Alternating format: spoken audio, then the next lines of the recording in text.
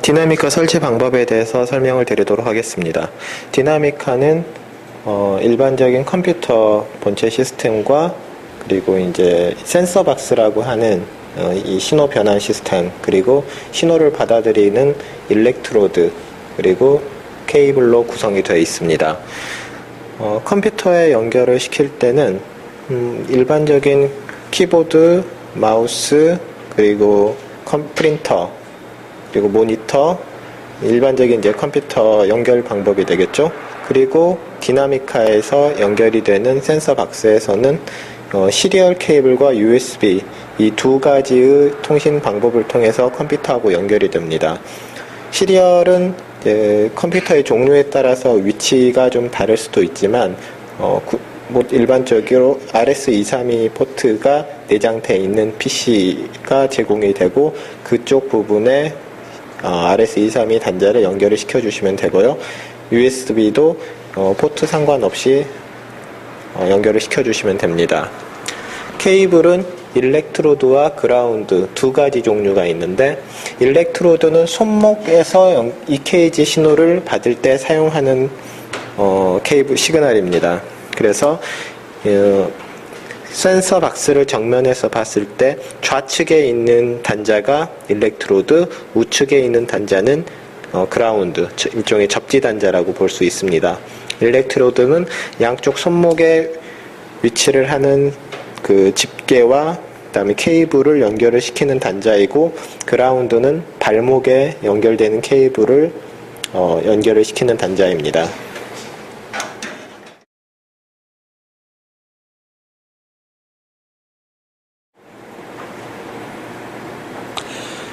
디나미카 연결이 끝나면은 이러한 화면이 뜨게 됩니다. 네오 디나미카라고 하는 이 파란색 아이콘이 소프트웨어 실행 아이콘이고요. 실행을 시켜보겠습니다. 디나미카 소프트웨어의 메인 창입니다. 로컬이라는 이제 메인 루트 디렉토리가 있고, 그다음에 그 아래 그 그룹이라고 하는 이제 서브 디렉토리 형태의 폴더들이 있습니다. 이 그룹은 임의대로 만들거나 삭제가 가능하고요. 그룹을 먼저 한번 생성을 시켜 보겠습니다. 로컬을 클릭한 상태에서 마우스 오른쪽 버튼을 누르게 되면 팝업 메뉴가 뜨게 됩니다. 그래서 그룹에서 새 그룹을 클릭을 하면 새 그룹 추가 메뉴가 나오게 됩니다. 여기서 그룹명을 입력을 시킵니다. 임의대로 테스트라고 하는 그룹명을 입력을 시켜보겠습니다. 확인을 누르면 샘플 아래 테스트라는 그룹이 입력이 되었죠.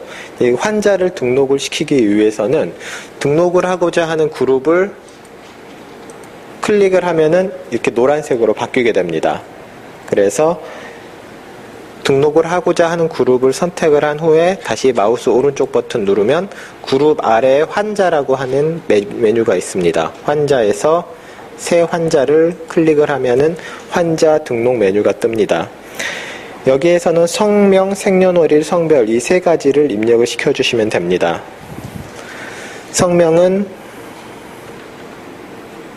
한글이든 영문이든 이름을 입력을 시켜주시면 되고요.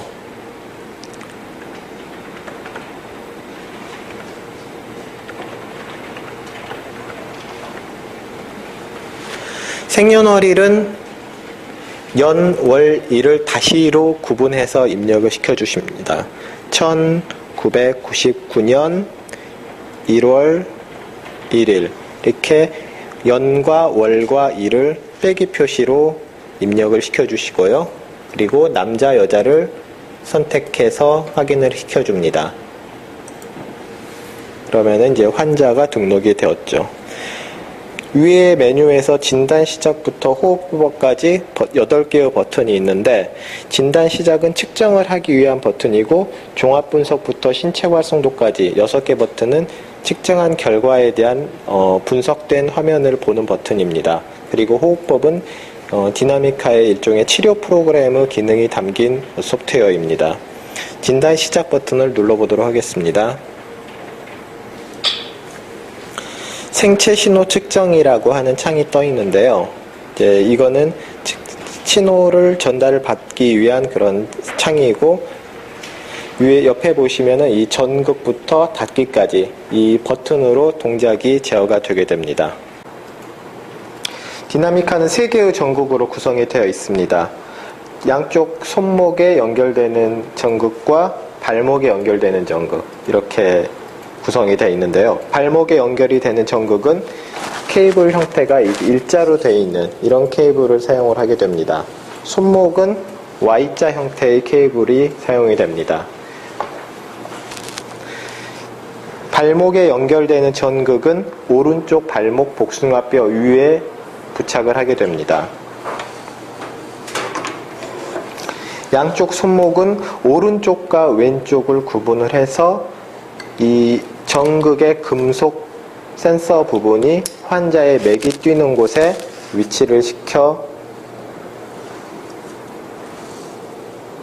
부착을 시켜주시면 됩니다. 부착을 시키기 전에 이 디나미카는 환자의 피부에 흐르는 미세 전류를 측정을 해서 신호를 기록하는 방식이기 때문에 전기 전도도가 좋아야지 됩니다. 그래서 이 전극과 피부 사이에 약간 수분이 있는 게 좋은 상태가 될 수 있고요. 측정하시기 전에 이 금속 부분의 전극에 약간 물을 묻혀서 환자 손목에 부착을 시키시면은 제대로 된 측정이 될 수 있습니다. 예, 일반적으로 이런 식의 방향으로 측정을 시작을 합니다. 메뉴에서 보시면 전극이라는 버튼과 창 모양의 버튼, 100, 300이라는 버튼이 있는데 이 세 가지는 측정을 하는데 어떤 기능을 하는 버튼은 아닙니다. 시작과 측정, 그리고 유사시의 중간에 멈추기 위해서 취소나 닫기 같은 버튼들이 이제 사용이 되고요. 양쪽 손목에 전극을 연결시킨 뒤에 시작 버튼을 눌러주게 됩니다. 측정을 시작합니다. 시작 버튼을 누르게 되면 심박동의 시그널이 입력이 되는데 정상적으로 연결이 되고 신호가 입력이 된다라면은 맥이 뛸 때마다 볼록 솟아오르는 이 RP크 파형을 보실 수 있고, 이 장비가 그 포인트를 제대로 잡게 되면 세로로 파란색 줄이 그 포인트에 위치해서 그려지게 됩니다. 이 시작 버튼을 누른 뒤에 이 세로 파란색 줄이 5개 정도, 시간으로 따지면 5초에서 10초 정도 사이의 시간이 흐른 뒤에 측정을 눌러주시면 이제 기록이 시작이 됩니다. 시작 버튼은 측정하기 전에 시그널이 제대로 들어가고 있는지 그렇지 못한지를 보는 거고, 이게 정상적으로 들어간다 싶으면은 측정 버튼을 눌러서 신호를 기록을 하게 됩니다. 기록을 하게 되면은 4, 5 이런 식으로 카운트가 되게 되고요. 이 디나미카는 환자의 심장 박동을 300회를 샘플링을 받습니다. 그래서 분당 맥박 수에 따라서 측정 시간이 환자들마다 조금씩 달라질 수 있고요. 맥박이 느린 분들은 측정 시간이 더 오래 걸리고, 맥박이 빠른 분들은 더 빨리 끝날 수 있습니다. 그리고 측정을 할 때 움직이거나 어떤 환자가 심장 질환이나 부정맥이 있을 경우 오류 데이터가 나올 수 있는데요. 이를테면은 제가 일부러 오류 데이터를 만들어 보도록 하겠습니다. 어떤 오류 데이터가 발생을 했을 때는 아래에 있는 리스모그램이라는 항목에서 붉은색의 시그널이 뜨게 됩니다. 그리고 카운트 되는 이 옆에 슬러시하고 오류 데이터의 횟수가 기록이 됩니다. 오류 데이터는 분석에 사용이 되면 안 되기 때문에 오류 데이터가 발생을 하면은 그 횟수만큼 측정을 더 하게 됩니다. 그래서 일반적으로 정상적인 신호를 300번을 샘플링을 받지만 오류 데이터가 발생을 하면은 그 오류 데이터 횟수만큼 측정을 더 하게 되고, 분석 시에 오류 데이터를 버리면서 정확한 측정이 되기 위해서 이런 식의 어떤 측정 시간이 더 조정이 될 수가 있습니다.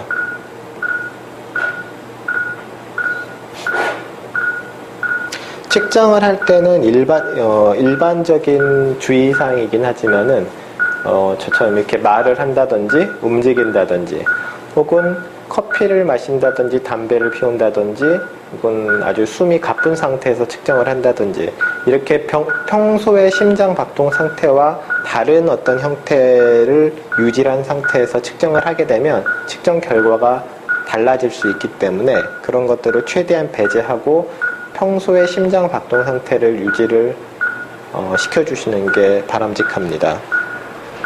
말을 하면서 측정을 하게 되면은 스트레스 지수가 더 높아지고 활성도도 더 높아지는, 점수가 더 높게 나오는 그런 어떤 오류가 나올 수 있고요.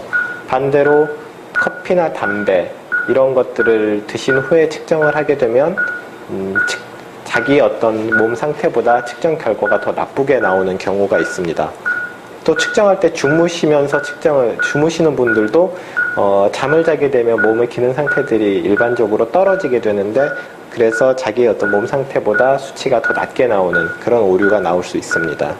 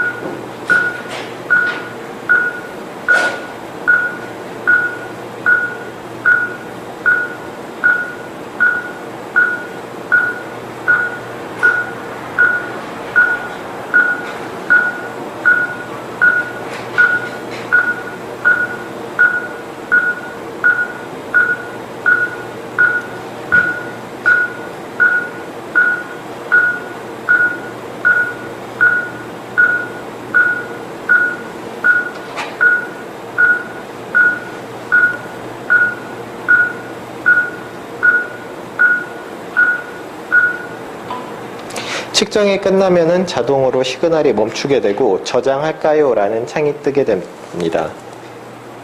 저장을 하고 측정 창을 닫아줍니다. 일반적으로 측정이 끝난 후에 닫게 되면 종합진단 결과라는 방금 측정한 결과를 자동으로 분석을 해주는 창이 뜨게 되고요. 일단 닫고 이제 메인 창에 다시 돌아왔는데 홍길동이라는 이름 옆에 아까 볼 수 없었던 새로운 데이터가 생성이 되었습니다. 이 데이터가 제대로 정상적으로 기록이 된다라면은 측정 시간과 그 다음에 측정한 어떤 기간, 그리고 그 정상적인 신호 파형의 어떤 그 시그널 횟수, 그리고 전체적인 어떤 분석 신호등이 이렇게 뜨게 되고요. 인쇄를 하기 위해서는 인쇄할 데이터를 클릭을 하고 오른편 위에 프린터 모양 아이콘을 클릭을 해줍니다. 깜빡깜빡깜빡 하면서 인쇄될 화면들이 계산이 되고 프린터 서버라고 하는 조그만 창이 뜨는데, 여기에서 프린터 모양의 아이콘을 눌러주면은 이와 같은 창이 하나가 더 뜨게 됩니다. 여기에서 인쇄 닫기를 눌러주시면은 인쇄가 되고 끝나게 됩니다.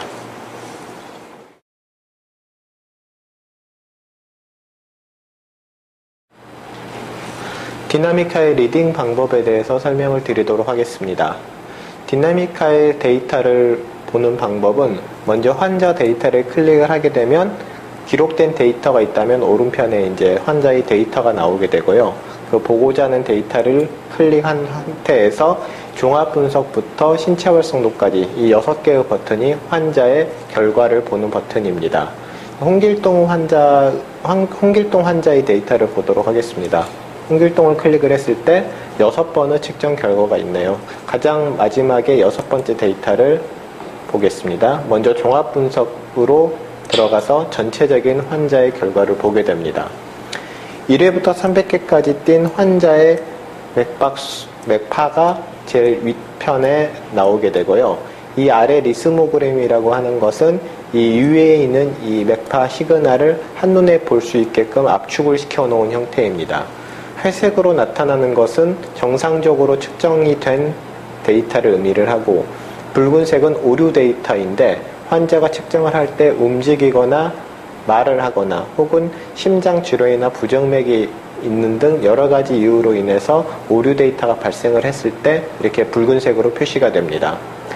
분홍색은 오류는 없지만은 인접 신호하고 시간 편차가 큰 시그널을 의미를 합니다. 이를테면 측정을 할 때 말을 한다든지 혹은 재채기를 하거나 심호흡을 했다든지 여러 가지 이유로 발생을 할 수가 있습니다. 히스토그램과 스케트로그램은 이 심장 박동의 시간 간격을 막대 그래프와 산포도로 나타낸 겁니다. 히스토그램은 이 가로축은 심장 박동의 시간 간격을 의미를 하고 세로축은 그 시간에 따른 심장 박동의 누적 횟수를 의미를 합니다. 스케토그램도 역시 이 X축과 Y축이 시간으로서 각각의 점을 하나씩 찍어서 이 점들이 모여 있느냐 흩어져 있느냐에 따라서 이 환자의 심장 박동이 규칙적인가 불규칙적인가를 평가를 하는데 도움을 줄 수 있는 항목입니다. 이제 가장 중요한 것은 펑셔널 스테이트라고 하는 부분이고요. A, B, C, D 이게 네 가지의 결과가 나오게 됩니다. 이 A는 신체 활성도라고 해서 우리 몸이 얼마나 활발하게 기능을 하고 있는지에 대한 지수를 나타내고요. B는 자율신경계 균형 분석, C는 중추신경계 조정 수준, D는 대뇌 활성도. 이렇게 네 가지의 결과가 나오게 되고 헬스는 4개의 산술 평균입니다. 이 A, B, C, D 4개의 점수가 얼마나 높은지 낮은지, 높다고 하더라도 이 4개의 균형도가 잘 맞아 있는지 그렇지 못한지에 따라서 환자의 상태를 평가를 할 수가 있습니다. 이 위에 있는 퍼센테이지가 각 기능에 대한 점수라고 생각을 하시면 되고요. 이 점수를 참고로 해서 세부적으로 위에 신체 활성도, 자율신경계, 중추신경계, 대뇌 활성도 버튼을 보면서 그 환자의 결과를 세부적으로 또 볼 수 있습니다. 먼저 A, 신체 활성도에 대해서 설명을 드리도록 하겠습니다. 신체 활성도 진단창은 우리 몸의 활성도 상태를 프랙탈이라는 수학 함수를 이용해서 그래픽화 시켜놓은 그림입니다. 가운데 있는 그림이 현재 환자의 몸의 활성도 상태를 나타내고 주위에 있는 그림 8개는 비교군, 샘플이라고 볼 수 있습니다.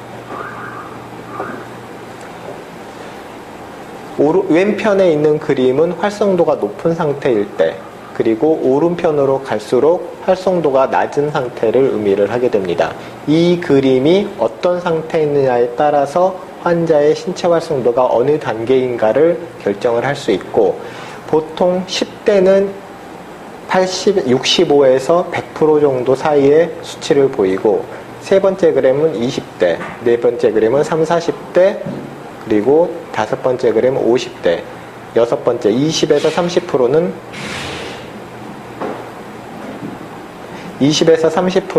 60대 이상을 의미를 합니다. 이 그림이 자기 나이에 맞는 수치가 나와야지 바람직하다라고 볼 수 있고, 몸이 어떤 병리학적인 상태에 있거나 어떤 피로가 많이 누적이 되어 있는 경우는 7번이나 8번 같은 그림이 나올 수가 있습니다. 일단 신체 활성도라고 표현을 했는데요. 이 신체 활성도가 어떤 의미를 가지냐면, 이거는 우리 몸의 복잡도를 프랙탈이라는 수학 함수에 대입을 해서 그래픽을 그려놓은 거고요.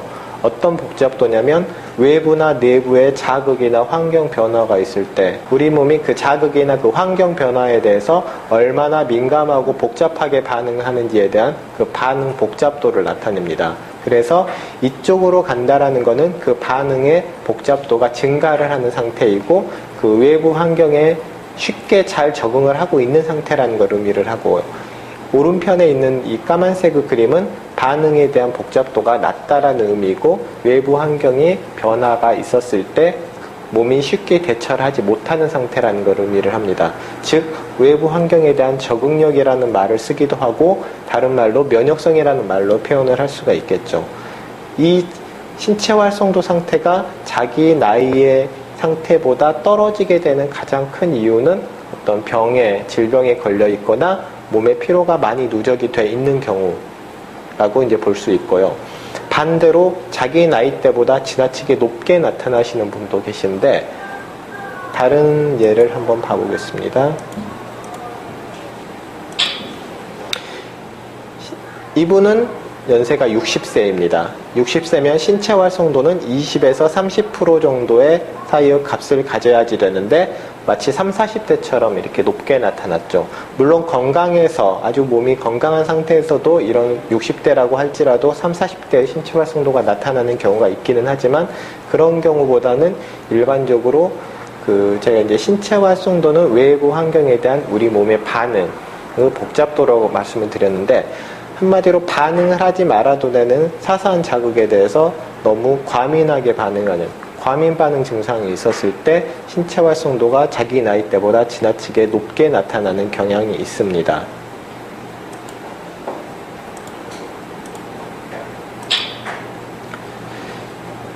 그래서 이 신체 활성도의 대표값, 이 15.1%라는 게 현재 A, B, C, D에서 이 A에 대한 점수값이 되는 거고요. 이 환자의 현재 신체 활성도 상태는 한마디로 60대보다 못한 상태라고 이제 평가를 할 수가 있겠죠. 그리고 옆에 보시면 프랙탈 다이나믹이라는 그래픽이 있습니다. 자세히 보시면 뭔가 꿈틀꿈틀하고 움직이는 그림이 보이는데요. 꿈틀꿈틀하고 움직임이 나타나는 그림이 보이는데 이 프랙탈 다이나믹이라고 하는 거는 우리 몸이 잠시도 가만히 있지를 않죠. 측정한 3분, 5분 정도의 시간 동안에도 계속적으로 변화를 하고 반응을 하고 그런 어떤 다이나믹한 어떤 변화를 보이게 됩니다. 그 변화율을 표현을 한 그래프고 그 레인지, 범위가 5.5에서 79.5%라는 게 그런 의미로 이쪽에 왼편에 이제 표시가 됩니다. 이 다이나믹이 의미를 하는 거는 이 다이나믹 레인지가 넓어질수록 환자의 현재 상태가 불안정하다라고 볼 수 있고 다이나믹 레인지가 좁아지는 경우에는 그 환자의 상태가 안정적이라고 볼 수 있습니다.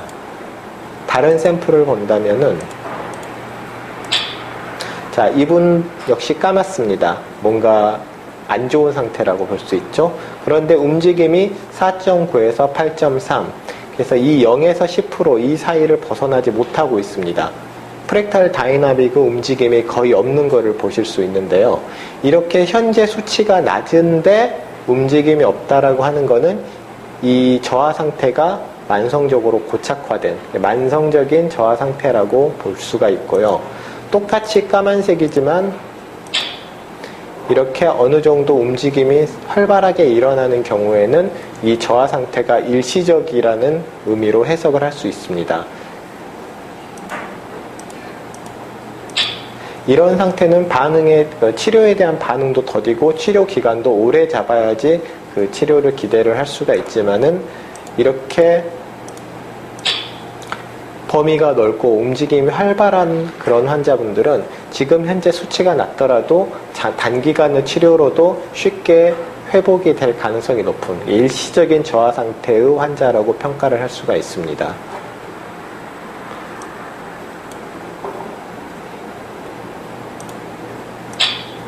일반적인 환자의 프랙탈 다이나믹을 움직이는 비율 어떤 범위는 3칸 정도를 기준으로 잡습니다. 이를테면은 30%가 나타났다라고 하면은 앞뒤로 1칸 정도 이렇게 3칸 정도의 변화율을 보이는 게 일반적인 정상적인 변화 범위 수치라고 볼 수 있고요. 이 범위가 4칸, 5칸 이렇게 벌어진다라면은 이 상태가 다음 측정을 했을 때는 다른 상태로 변할 가능성이 굉장히 높은 상태다라고 리딩을 할 수가 있습니다.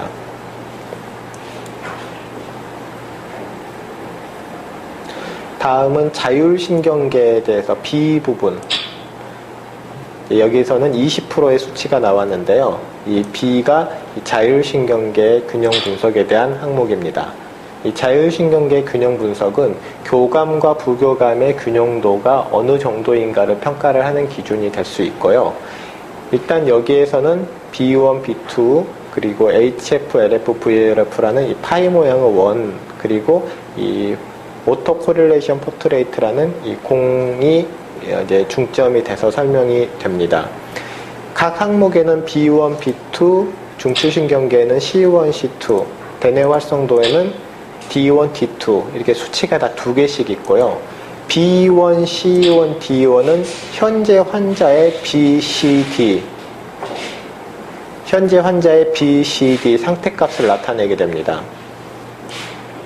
B2, C2, D2는 이 환자가 앞으로 어떻게 될 것인가에 대한 예후를 나타냅니다. 예를 들어 본다면은 이 환자는 크게 이 A, B, C, D가 46, 74, 21, 27% 이렇게 4개의 수치가 나왔습니다. 특히 B에 대한 수치가 가장 높게 나타났네요. 74%. 그러면은 정말 이 기능이 좋군요, 건강하군요 라고 볼 수도 있겠지만 세부적으로 들어가서 B1과 B2의 균형도를 본다면 B1이 74%, 현재 상태를 나타내는 거겠죠. B2인데 그런데 B2는 37%밖에 나타나지 않았습니다. 이런 경우는 이 현재의 수치가 건강해서 이 수치가 나오는 게 아니라 여러 가지 외적인 요인에 의해서 일시적으로 과항진됐을 가능성, 이 기능이 과항진됐을 가능성이 높고 향후 급격하게 이 기능이 하락을 할 가능성이 높은 이 현재의 상태가 굉장히 불안정한 그런 패턴의 환자라고 평가를 할 수 있습니다. 1과 2의 관계는 그 환자의 안정도에 대한 팩터라고 볼 수 있고 이 상태가 향후에도 계속 지속이 될 수 있는지 그렇지 못한지를 나타내는 어떤 지표라고 평가를 할 수가 있고요. 이 두 개의 수치의 편차가 20% 이상 나타나게 되면 현 환자의 상태를 불안정한 상태라고 보고 그 상태가 하락을 하든지 상승을 하든지 다른 상태로 변화를 할 가능성이 높다라고 볼 수 있습니다.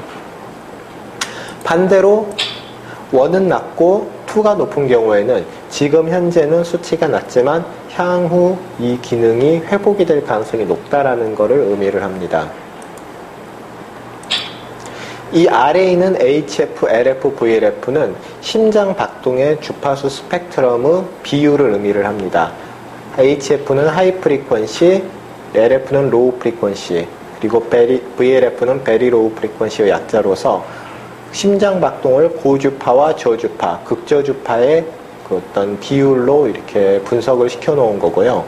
이거를 이제 주파수 대역으로 이렇게 나눠 놓은 이유가 어떤 특정 주파수가 심장 박동에 많이 위치를 점유를 하고 있을 때 교감이나 부교감 한쪽으로 치우쳐져 있을 가능성이 높다라고 알려져 있습니다. 그리고 하이 프리퀀시, HF 대역은 보통 일반적으로 부교감 신경을 대표하는 주파수로 알려져 있고 로우 프리퀀시는 교감 신경을 대표하는 주파수로 알려져 있습니다. 이게 물론 뭐 칼로 무자르듯이 너는 교감, 너는 부교감 이렇게 단정 지을 수는 없지만 일반적인 속성이 그렇다라는 것을 말씀을 드리고요. 이 하나가 다른 하나보다 과도하게 많이 나타나면 그쪽으로 치우쳐져 있을 가능성이 높습니다. 이런 경우는 하이 프리퀀시가 로우에 비해서 과도하게 많이 나타난 그런 상태이기 때문에 내부적으로 부교감의 항진이 있을 가능성이 높다라고 볼 수 있습니다. 이게 이제 부교감 항진의 공식화된 패턴인데요. 일반적으로 B1, B2의 편차가 크게 나타나고 하이 프리퀀시가 로우에 비해서 2배 이상 많이 나타납니다. 이 포트레이트 색상은 푸른색에 가까워지고 일반적으로 맥박수가 느린 이런 특성을 가지고 있습니다. 반대로 교감신경의 항진 상태는 부교감과는 반대죠. 로우 프리퀀시가 하이 프리퀀시에 비해서 과도하게 많은 부분을 차지하면서 나타나고 이 오토코릴레이션 포트레이트 색상은 붉은색이 일반적으로 나타납니다. 이 교감신경 항진의 대표적인 샘플이라고 보시면 됩니다. 크게 이렇게 두 가지 패턴이 나타나는 게 일반적이고요. 예외적인 경우로서 이런 패턴이 있습니다. 주파수 스펙트럼만 봤을 때는 로우가 하이보다 과도하게 많이 나타났으니까 교감신경 항진처럼 보이는데 원의 색상을 보면 부교감의 항진처럼 보이기도 합니다. 이렇게 두 가지 특성이 공존을 해서 이게 교감인지 부교감인지 잘 모르겠다 하는데 이런 경우는 일반적으로 아주 건강한 사람의 전형적인 패턴이라고 볼 수 있습니다. 이것도 하나의 어떤 그 일반적인 패턴이라고 이해를 하시면 되고요. 이렇게 이렇게 푸르게 나타나는 경우가 일반적으로 그 부교감의 항진이 있었을 때 나타나긴 하지만 아주 건강한 어린아이나 젊은 사람들도 이 원의 색상이 푸르게 나타날 수 있는데 그 부교감 항진과 차별되는 게 일단 맥박수가 느리지 않습니다. 그리고 로우와 하이의 비율이 거의 비슷하게 나타나거나 오히려 로우가 많이 나타나는 그런 특성을 보입니다. 물론 B1, B2의 편차도 일반적으로 크지 않은 그런 어떤 특성을 가지고 있습니다. 로우 프리퀀시가 하이 프리퀀시보다 과도하게 많이 나타난다고 해서 반드시 교감 항진 상태라고 볼 수 없는 경우도 있습니다. 이런 경우는 로우가 하이보다 과도하게 많이 나타났지만 포트레이트 색상 자체는 거의 중간 정도로 유지를 하는 상태이기 때문에 향후에는 교감신경 항진이 있을 가능성이 있을지 모르겠지만 현재는 어느 정도 균형을 맞추고 있는 그런 상태라고 평가를 할 수가 있고요. 이런 정도는 현재는 정상적인 상태, 교감과 부교감의 균형이 어느 정도 맞아 있는 상태라고 리딩을 하실 수 있습니다. 그래서 일단은 이 원의 색상이 가장 일반적으로 중요한 팩터로서 작용을 하게 되고 녹색에 가까운 상태라면은 이 주파수 스펙트럼의 어떤 비율과는 관계없이 정상적인 상태라고 리딩을 하실 수 있습니다. 세 번째는 중추신경계 조종 수준 진단을 보겠습니다. 일단 여기에서도 C1 현재의 상태, C2 예후 상태라고 볼 수 있고 이 뉴로 다이나믹 매트릭스는 중추신경계의 활성도 상태를 이 벌집 모양의 그림으로 나타낸 것으로서 활성도가 높을수록 이 매트릭스 색상이 밝은 색상을 유지를 하게 되고 활성도가 떨어질수록 어두운 색상을 유지를 하게 됩니다. 이 히스토그램 오브 코드라고 하는 거는 이 매트릭스의 색상 분포를 그 색상의 어떤 밝기에 따라서 퍼센트별로 이렇게 분류를 해놓은 그래프이고 이 매트릭스와 같은 의미를 가지고 있습니다. 에너지 피라미드가 가장 일반적으로 진료를 할 때 보는 부분이고요. 에너지 피라미드라고도 하고 우리 몸의 기력 상태라고도 합니다. 일단 이 피라미드, 붉은색과 푸른색의 어떤 막대기가 있는 피라미드가 크면은 크고 높다라고 하면은 에너지 수준이 높고 기력이 좀 충만한 상태. 그리고 이렇게 작게 나타나면은 에너지가 쇠해 있다. 기력이 좀 쇠해 있다라고 이제 평가를 할 수가 있겠죠. 수치가 상단에 나오는데 일단 이 왼편에 있는 수치는 파란색 막대기의 수이고 오른편에 있는 수치는 붉은색 막대기의 수입니다. 파란색 막대기가 의미를 하는 것은 현재 환자가 가지고 있는 가용 에너지 양이라고 생각을 하시면 됩니다. 쉽게 말해서 이 환자는 30개의 에너지를 가지고 있다라고 평가를 할 수 있고요. 그러면 에너지라는 거는 우리가 일을 하거나 활동을 하게 되면은 소진이 되게 되는데 30이라는 에너지를 가지고 있다가 30을 다 썼다라고 가정을 합니다. 그러면은 이걸 다시 채워줘야겠죠. 그 회복되는 정도가 환자들마다 다 다른데 이 뒤에 31이라는 이 붉은색 막대기의 수치가 그 환자의 회복 능력을 의미를 합니다. 일단 이 환자의 에너지 수준이 많냐 적냐는 파란색과 빨간색 막대의 합, 여기서는 61이 되겠죠. 이 수치가 자기 나이대에 맞는 수치가 나오는지 그렇지 못한지를 평가를 하게 됩니다. 그 나이에 대한 기준은 매뉴얼에도 나와 있지만은 60대는 80 이상, 50대는 100 이상, 30, 40대는 120, 그리고 20대는 150 이상 정도를 기준으로 잡습니다. 그렇기 때문에 이런 경우는 60 정도밖에 안 되기 때문에 60대에도 못 미치는 에너지 수준이라고 볼 수가 있겠죠.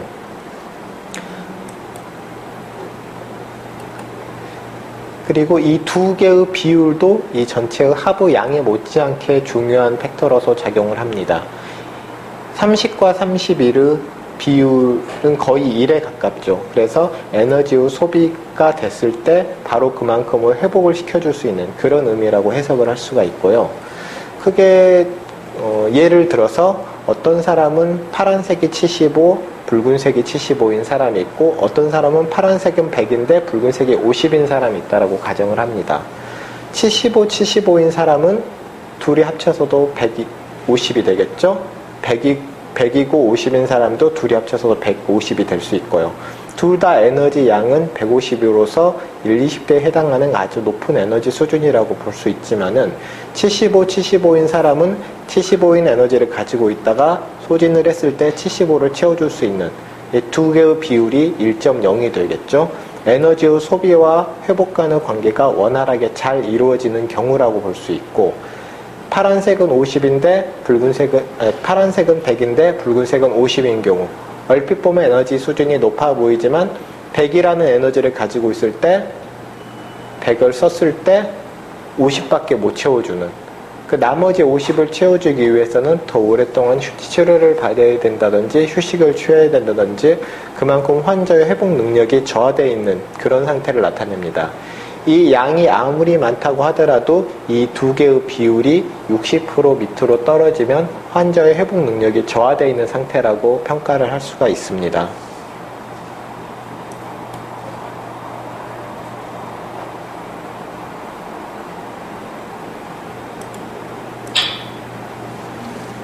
대뇌 활성도 평가에 대해서 말씀을 드리겠습니다.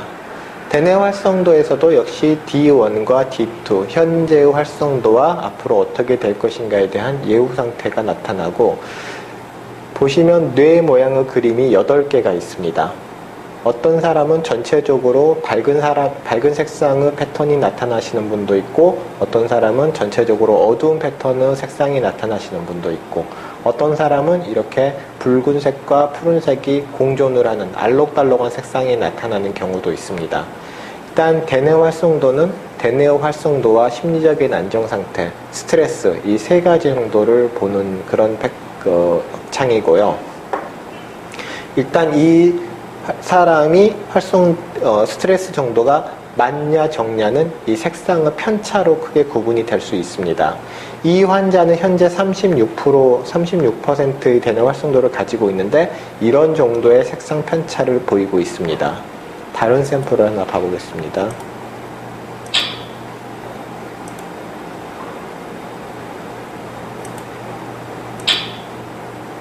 이 환자는 35%, 이 앞에 환자보다 1% 정도밖에 차이 안 나는데도 불구하고 색상의 배열은 전혀 다른 패턴을 가지고 있죠. 전체적으로 색상의 편차가 크지 않고 비슷한 색상을 유지를 하고 있습니다.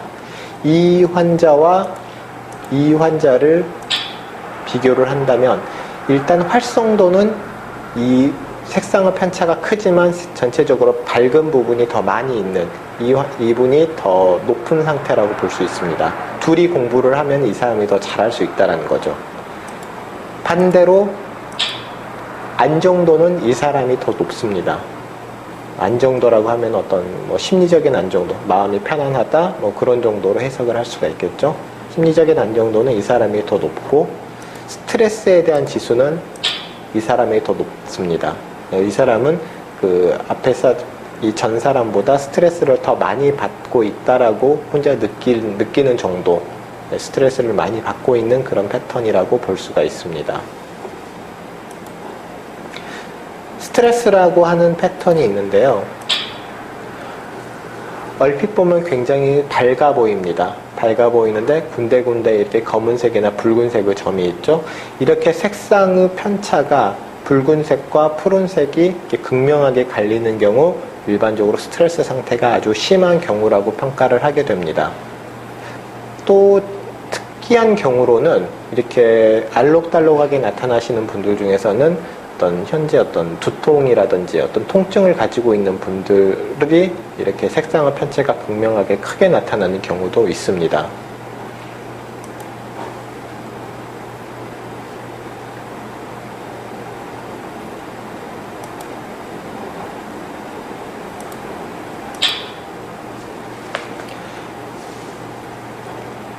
하나의 샘플에 대해서 간단하게 설명을 다시 한번 해보도록 하겠습니다.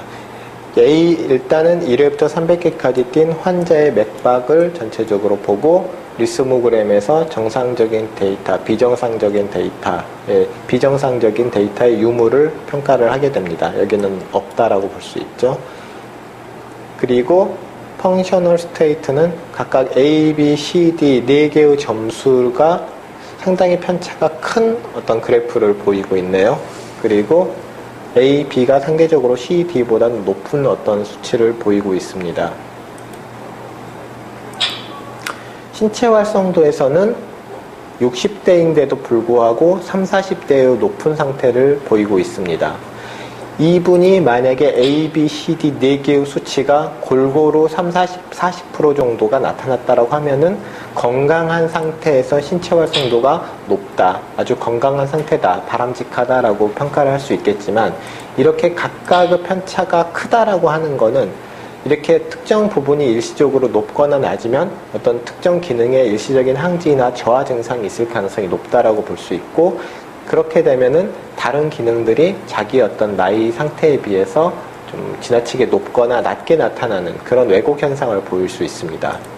이런 경우에서도 추후에 이제 B 부분에 대해서 다시 보면은 이제 이렇게 높게 나오는 원인이 나오겠지만, 신체 활성도가 자기 나이 때보다 지나치게 높게 나타났고, 이거는 외부 환경에 대한 반응의 복잡도라고 말씀을 드렸는데, 지나치게 반응에 대한 복잡도가 높다. 즉, 반응을 하지 말아도 되는 그런 자극에 대해서 과민하게 반응하는 그런 과민 반응 증상이 있을 가능성이 굉장히 높다라고 이제 볼 수가 있겠죠.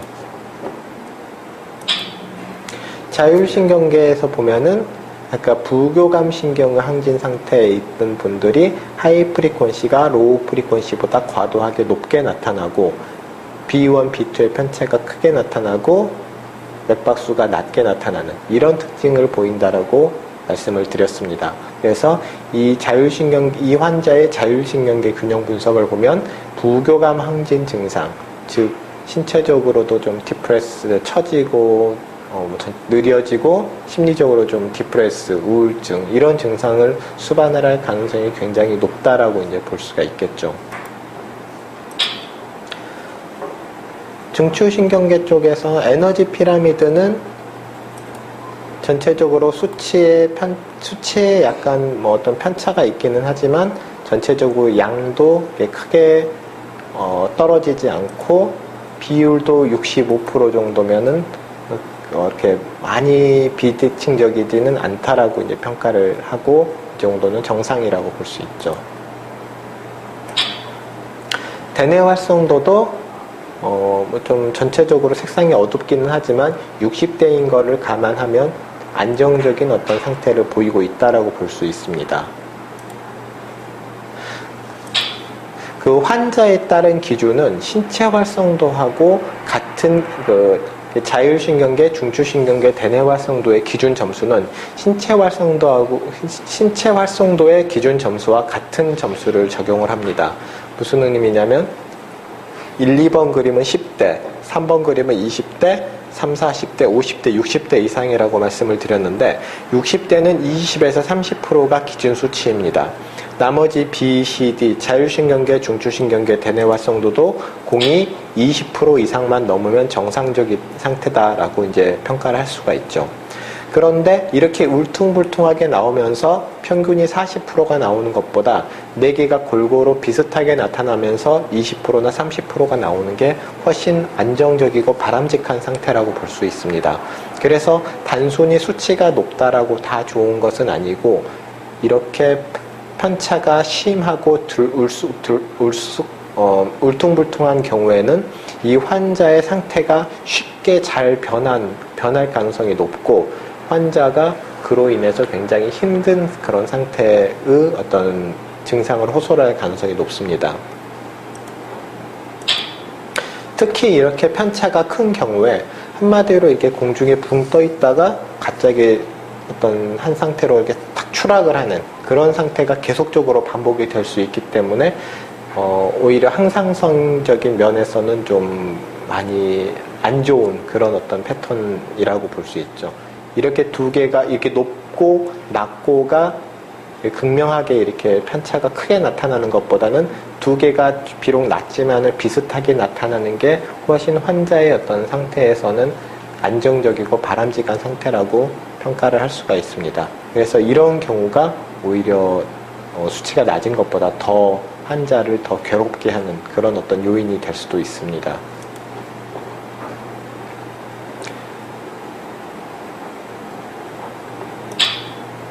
이렇게 1은 낮고 2가 높은 경우에서도 비슷한 어떤 리딩을 할 수가 있습니다.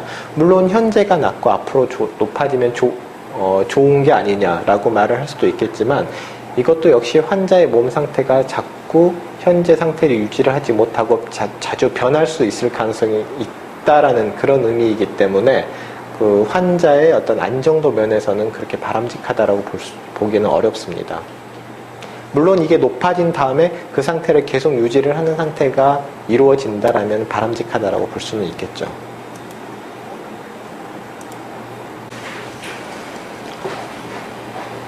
하나의 환자에 대해서 또 보도록 하겠습니다. 10대의 환자이고 A, B, C, D의 점수가 전체적으로 높으면서 그렇게 편차가 크지 않습니다. 신체 활성도를 봤을 때 52.7%, 20대 정도의 신체 활성도를 보이고 있다라고 볼 수 있는데, 이 정도면 이렇게 크게 떨어지지 않았다라고 볼 수 있죠.